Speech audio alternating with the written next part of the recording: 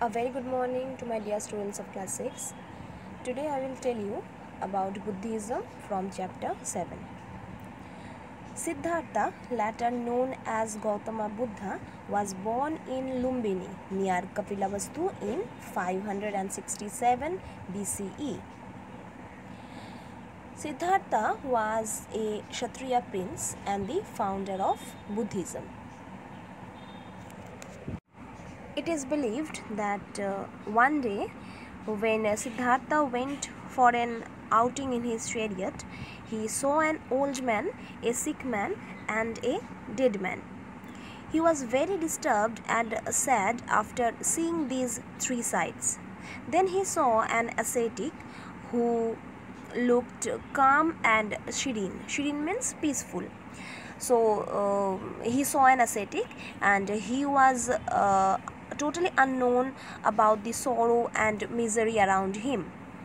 Then Siddhartha decided to renounce the material world and go out in search of answers to the mysteries of life and death. At the age of 29 only, Siddhartha became an ascetic. For 6 years, Siddhartha wandered from place to place in search of truth. He started meditating in Bodh Gaya under a pipal tree. On the 49th day, a divine light dawned on him. This incident is known as enlightenment, and Siddhartha became the Buddha or the enlightened one. Finally, he found the cause of human suffering and knew how to overcome it. Gautama Buddha preached the faith for many years. He died in Kushinagar at the age of 80. The four noble truths are: the world is full of suffering. The cause of suffering is human desire.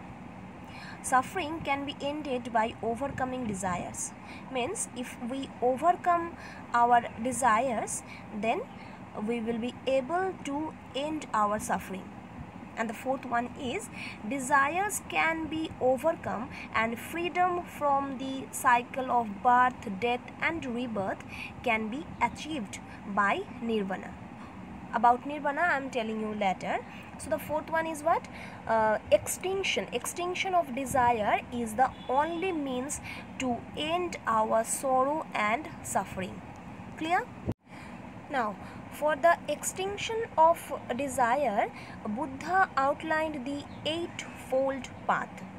It consists of right belief, right thought, then right speech, right action, right means of livelihood, right effort, right memory and right meditation. Gautama Buddha believed in ahimsa and karma.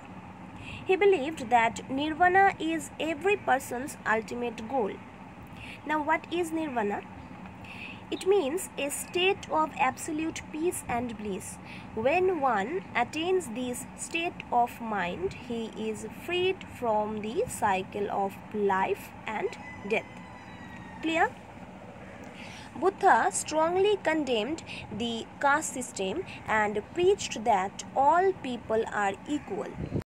Buddhism was divided into two parts, Hinayana and Mahayana.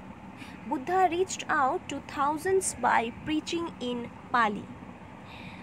The Tripitakas and the Jatakas are holy scriptures of the Buddhist. Now let's talk about decline of Buddhism. Buddhism gradually declined in India because of few reasons. After Hinduism was reformed and purified, Buddhism lost its popularity. The Gupta kings patronized Hinduism rather than the Buddhism. While invading India, the Huns destroyed Buddhist Biharas. So these were some of the important reasons for what Buddhism declined in India. So my students, this is the end of our chapter 7. Go through the chapter properly and write the question answer in your classwork copy.